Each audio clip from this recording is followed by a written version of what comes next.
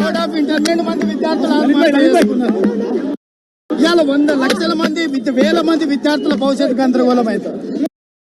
ఒకరొకరికి 0 మార్కులు వేసి వాళ్ళ జీవితాలతో చెలగాటమాడుతున్నారు.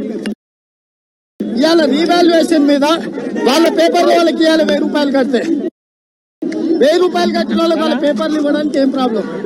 రెండవది, ముఖ్యమంత్రి గారు ఎందుకు సమీక్షిస్తలేరు? ఇన్ని వేల మంది తెలంగాణ ఉద్యమంలో పాల్గొన్న విద్యార్థుల భవిష్యత్తు ఈరోజు గందరగోళంలో ఉంటే ఎందుకు ముఖ్యమంత్రి గారు సంబంధిత అధికారులతో చర్చించలే? సంబంధిత విద్యార్థుల తల్లిదండ్రులతో ఎందుకు చర్చిస్తలేడు? ఇవాళ వాళ్ళ తల్లిదండ్రులను పిలిచి తల్లిదండ్రుల కమిటీలతో మాట్లాడి వాళ్ళ సమస్యను తెలుసుకొని విద్యార్థులకు ఒక నమ్మకం కలిగించి ఈ రోజు స్వేచ్ఛాయుత వాతావరణంలో పేపర్ల వాల్యుయేషన్ జరగాలి. ఇవాళ పేపర్ల వాల్యుయేషన్ లో జరిగిన అవకతవకల వల్ల ప్రభుత్వ వైఫల్యం వల్ల ఈ రోజు ఇంత ఉపద్రవం వచ్చింది. 12 మంది విద్యార్థుల చావులకు కారణమైన మంత్రి తక్షణమే రాజీనామా చేయాలి.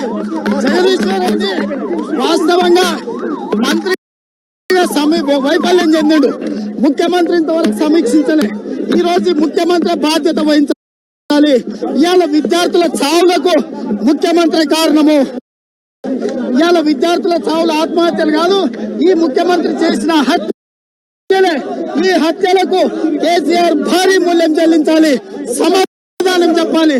ఇవాళ ప్రజలకు సమాధానం చెప్పాల్సిన ప్రభుత్వం పారిపోయి పోలీసుల చేత అంచివేయాలని చూస్తుంది. కాబట్టి విద్యార్థుల తల్లిదండ్రులకు నమ్మకం కలిగించాల్సింది ప్రభుత్వం.